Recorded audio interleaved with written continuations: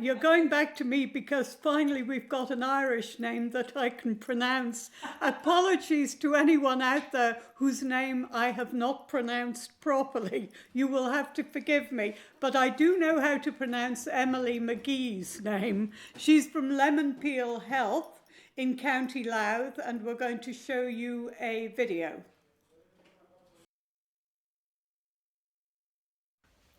Hello, I'm Emilυ Μαγκί from Lemonpeels Health. I am a fussy eater turned health and nutrition coach, and I help people fix their long-term health issues, primarily gut health related issues or blood sugar related issues. My focus is pre-diabetes and type 2 diabetes because my family has a history of these diagnoses. And to say a little bit about diabetes, right now it is a lifelong diagnosis, but it is a lifestyle created diagnosis. And what I have learned and what I have seen is that progression can be halted and even reversed when you do the right things for you.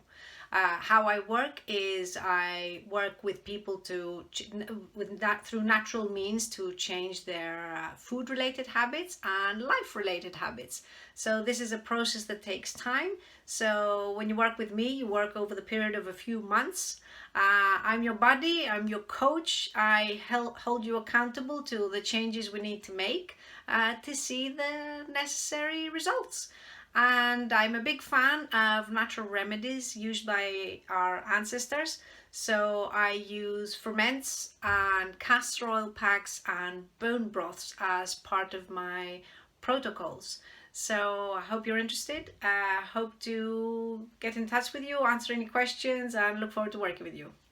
It's my center of operations, as I call it. This is where I ferment things. So I have a great collection of jars and glass bottles.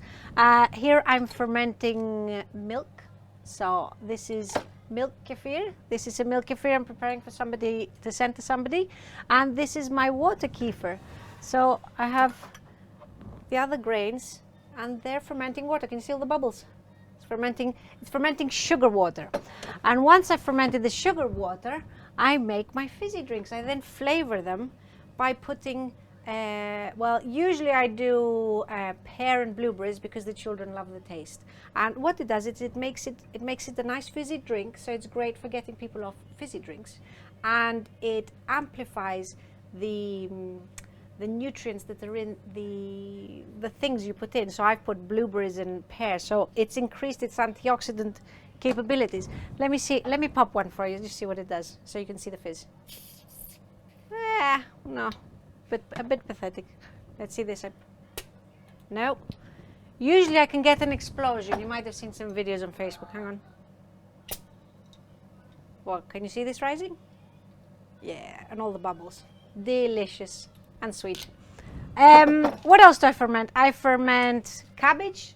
I do carrot sticks and garlic, and I like using natural substances to help improve the health. So for me, these are key. These will get the probiotic. These are the natural probiotics. That's how you're going to get the good guys into your gut. And then obviously you'll eat well to keep them going. But this is how I get them in, and you need to keep them coming in frequently.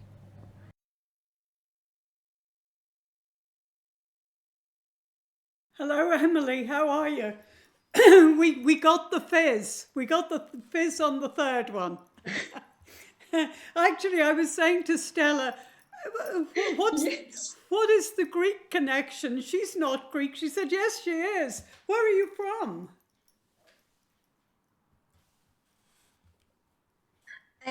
I'm actually half Greek, half English. Oh, my mum is English and my father is Greek. Oh, so my connection's a bit exactly the same as myself. Yes, exactly the same. Yes, only I grew up in Greece. My name is Iliopoulos. Okay. Actually, but I left Magee in for you. Well, I grew up in Ireland from day one. That's why I'm having such difficulty with all these Greek names. I keep trying to cut them into segments to try and pronounce them properly. But tell me something. How did you end up in County Louth? Well, I came to Dublin in 2008. There was a job. I was working in Greece in the heat, and I got very hot. And there was a job offer in Dublin, so I came to Dublin, had a great time. A year later, I met my husband, who's from Northern Ireland. And once baby number 2 came along, we wanted to move closer to his family because my family was too far. So Loud was perfect. Oh, for babysitting. And easier journeys up and down. Yes, absolutely. So how did you get into the food industry? Was that what you were in Greece? No, I actually worked in tourism and then online marketing, but I stopped working with the babies. And being a fussy eater, my poor mother all those years, I realized I didn't know how to feed the children. So I started thinking about nutrition. But we decided with my husband that this is the way to go when he has an autoimmune condition. And which involves the intestine, it's ulcerative colitis.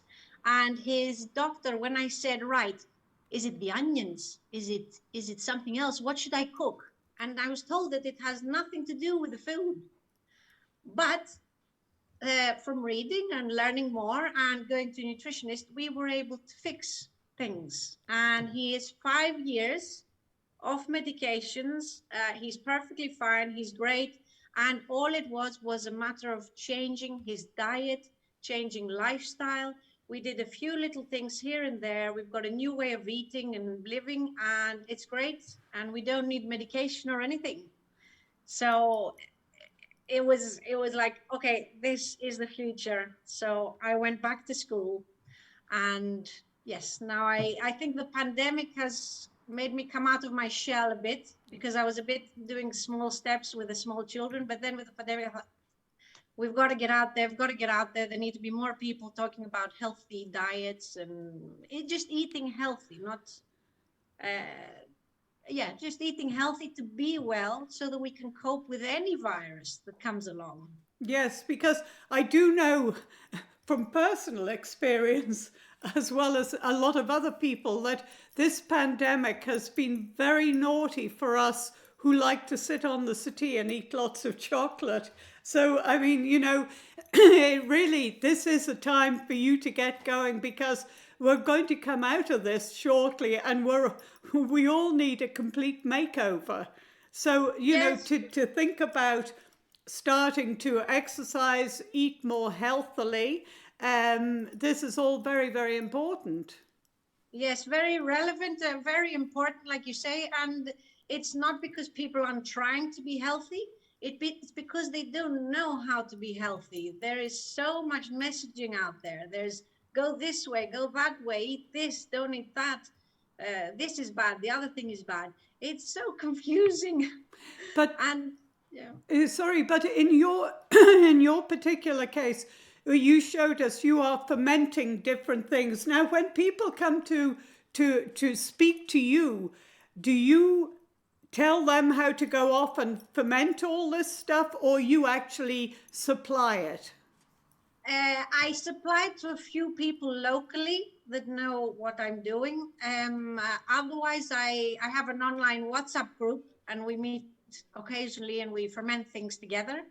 Or when I tell them I'm going to buy beetroot this week, let's ferment beetroot. And you can ferment anything, can you? Any type of food? You can ferment anything. There's a lady in near Belfast, Delvla Reynolds. I think she could ferment. She ferments flowers. She could ferment leaves. She's the next level. I do the easier things, accessible. So, what exactly are you trying to promote here? I mean, yes, health and well-being, but then how could people? What kind of people would get in touch with you normally for health, for help?